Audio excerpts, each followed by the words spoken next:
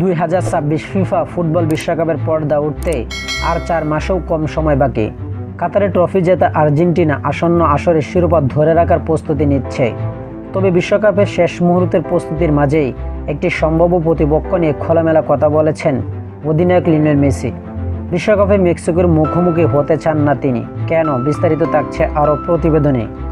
জাতীয় দলের সাবেক সতীর্থ বর্তমানে মেক্সিকান ক্লাব টিগ্রেসের গোলরক্ষক নাহুয়েল গ্রিজম্যানের সঙ্গে নিরো দে আত্রাস পডকাস্টে আলাপচারিতায় খোলামেলা কথা বলেছেন 38 বছর বয়সী আর্জেন্টাইন মহাতারকা লিওনেল মেসি। 2022 কাতার বিশ্বকাপ গ্রুপ পর্বে মেক্সিকোর বিপক্ষে 2 গোলে জিতেছিল আর্জেন্টিনা। সেই ম্যাচের স্মৃতি টেনে মেসি বলে, ম্যাচটি গুরুত্বপূর্ণ ছিল অনেক বেশি, হারলে বিদায় নিতে হতো টুর্নামেন্ট থেকেই।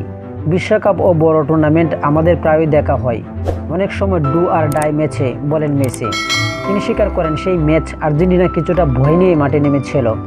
আমরা সত্যি বলতে ভয় নিয়ে মাঠে নেমেছিলাম, বললেন লিওনেল মেসি। আগেভাগে বিদায়ের সংখ্যা দলকে মানসিকভাবে চাপে রেখেছিল। মুখোমুখি পরিসংখ্যানে এগিয়ে থাকলেও মেক্সিকোর সবসময় কঠিন প্রতিপক্ষ হিসেবে দেখেন লিওনেল মেসি। বল দখলে রাখা, ম্যাচের গতির নিয়ন্ত্রণ এবং শৃঙ্খলা কৌশল, এসব কারণে মেক্সিকো শক্তিশালী দলগুলোকেও চাপে ফেলতে পারে। 2026 বিশ্বকাপ যৌথভাবে আয়োজন করবে যুক্তরাষ্ট্র, মেক্সিকো, কানাডা। স্বাগতিক হওয়ার কারণে মেক্সিকোর বাড়তি সমর্থন ও পরিচিত ভেন্যুর সুবিধা পাবে, যা বিষয়টিকে আরও কঠিন করে তুলবে। নিজেদের মাঠে খেলার একটা প্রভাব থাকবে, ভালো বা খারাপ।